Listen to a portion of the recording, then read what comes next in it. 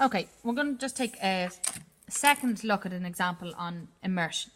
So we're given a wedge of cheese is cut from a cylindrical piece of cheese of base 8 centimetres and thickness 3 centimetres. It is melted in a cylindrical saucepan of radius 6 centimetres. To what height does the melted cheese rise in the pan?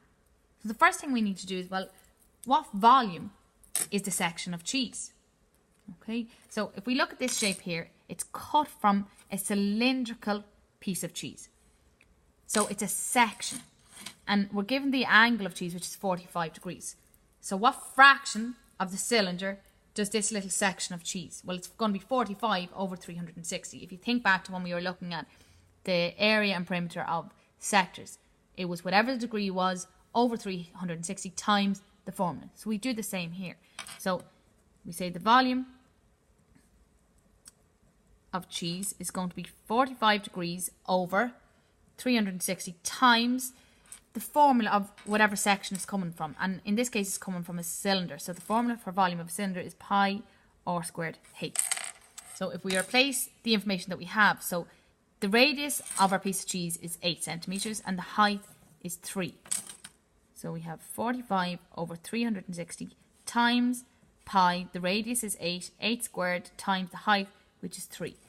If you pop that into your calculator, you end up with 24 pi, and it'll be centimetres cubed. You can change it to decimal if you want. You're more than welcome. I'm just going to leave it in pi. Now, this cheese then is melted down. So then we're assuming we're using all of the volume.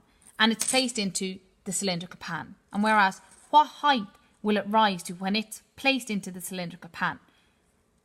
Well, when it's placed into the cylindrical pan, then the volume will be equal to the volume of a cylinder. So we need to write down the formula for volume of a cylinder. So the volume of a cylinder is pi r squared h. And the cylinder shown, we'll just fill in the information that we have, okay, because that's not going to change. So the radius in this case is going to be 6 because the diameter given is 12, so the radius is going to be half of that. So it's going to be pi 6 squared h, which gives me 36 pi h.